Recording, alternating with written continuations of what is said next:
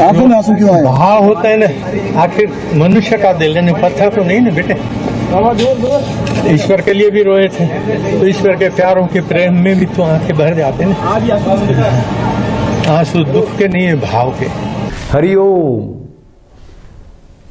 संत आसाराम बापू का सच, करोड़ों में हुआ खेला, ये शीर्षक है इस वीडियो का। दरअसल वो जब आसाराम बापू को सजा मिली थी जोधपुर जेल के अंदर, तो उस समय उनके वकील थे RN नायक। उन्होंने जो बोला था वो सुनाऊंगा।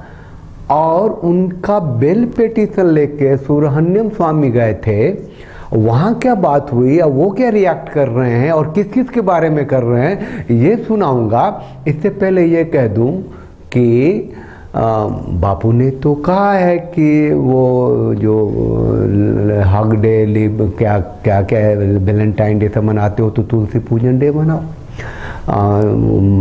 मातृ दिवस और पितृ पूजन दिवस मनाओ। तो मैं कह रहा हूँ कि ये जो 31 दिसंबर है, वहाँ हम एक अपनी श्रद्धा दिखाने के लिए, जो बहुत जरूरी है, उसके पीछे मैं कई वीडियो बनाता रहा हूँ, एक ट्विटर ट्रेंड हम कर दें और करेंगे। 31 दिसंबर के रात के 8 बजे से लिखेंगे #रिलीज सेंट आसाराम बापू। जितना दूर तक कोशिश होगी पहुंचेंगे, ज़्यादा से ज़्यादा लोगों तक पहुंचने की कोशिश करेंगे। जो भी संस्थाएं हैं बापू के लिए, 450 तो आश्रम भारत में ही हैं। तो अगर हम चाहें तो ये तो पूरी दुनिया जब हैप्पी न्यू ईयर करती रहेगी, शराब में डूबी रहेगी, हम अपनी चेतना में डूबे रहेंगे। हमें तो बस लिखना है या कॉपी पेस्ट करना है ट्विटर पे जाके रिलीज सेंट आसाराम बापू। बस ये कहने के लिए आया हूँ। अब जरा मैं आपको ये सुना दूँ कि सुब्रह्मण्यम स्वामी, जाहिर है वो पॉलिटिकल लोग भी हैं और कद्दावर भी है। उनकी चेतना बहुत अलग दिशा में काम करती होगी, लेकिन जो बात सच है उसे तो हमें समझना पड़ेगा। उन्होंने कहा है कि मैं नहीं बताऊंगा, सुनिए सुब्रह्मण्यम स्वामी जी को। बहस तो समाप्त हो गई है, ऑर्डर्स रिजर्व हैं, कल ऑर्डर्स पास होंगे। और बहस में क्या हुआ वो तो गुप्त है, क्योंकि ये इन कैमरा प्रोसीडिंग्स है, तो उसके बारे में नहीं कहूँगा। इतना ही कहूँगा कि जो केस आसाराम बापू के विरुद्ध में है,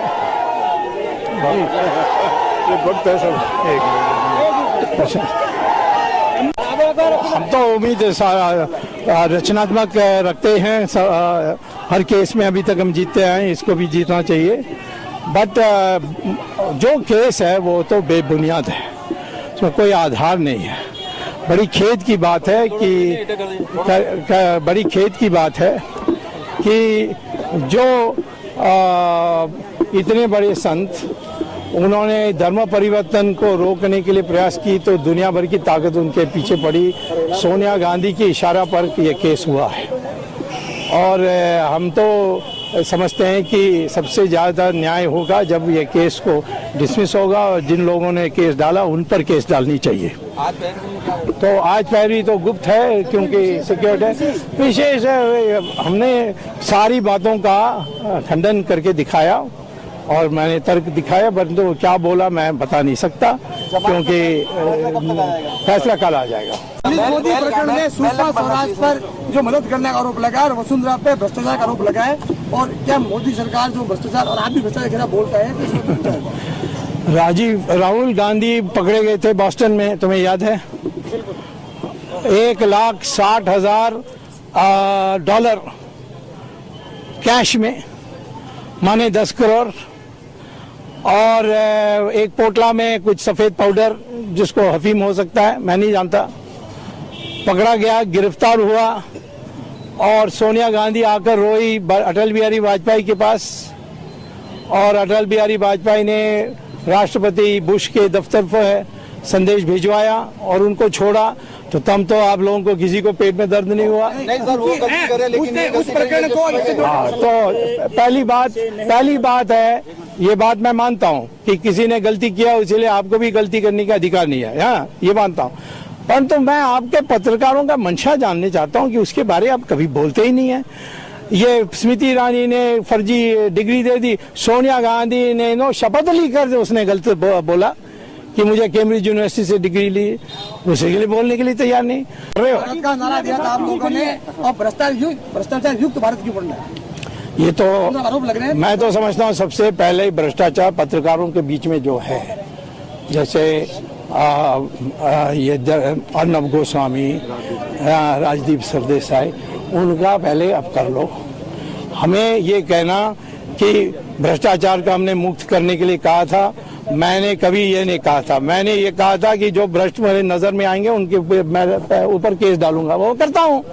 आज भी मैंने सोनिया गांधी और राहुल गांधी के पर नेशनल लेवल पर केस किया, समन्स जारी हुई है, कोई बोलता ही नहीं है। सुप्रीम कोर्ट के अनुसार जो भी जजमेंट्स मैंने कोर्ट किए हैं उसके अनुसार आशाराम बापू को कल बेल मिलना चाहिए, ये मेरी अभिप्राय है।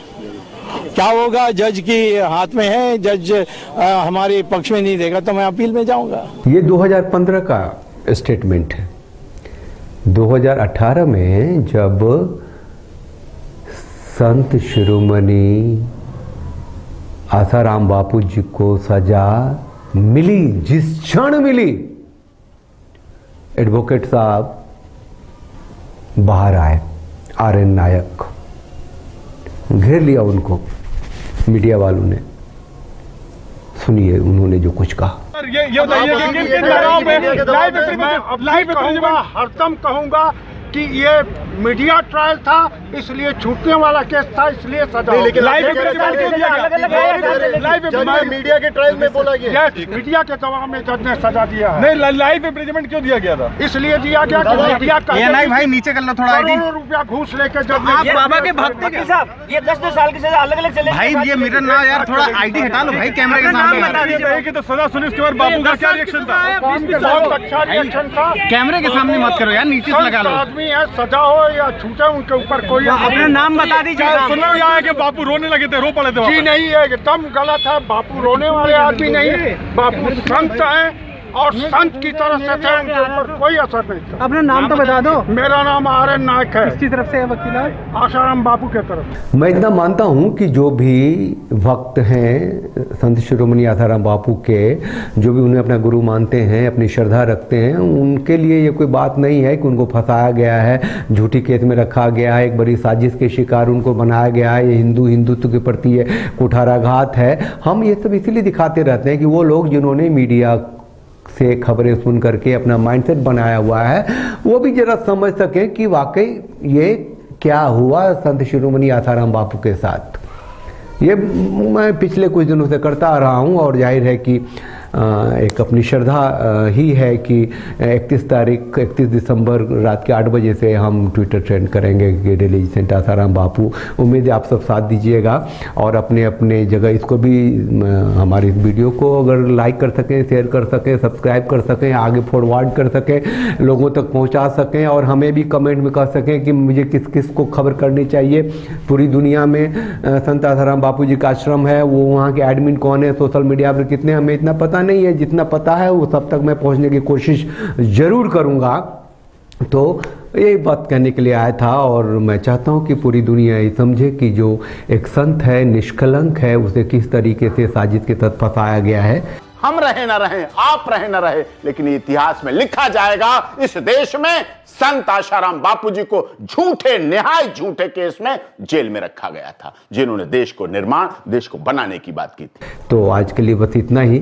साथ रहिए, साथ चलिए और ट्विटर ट्रेंड में जरूर साथ दीजिए। हरिओम।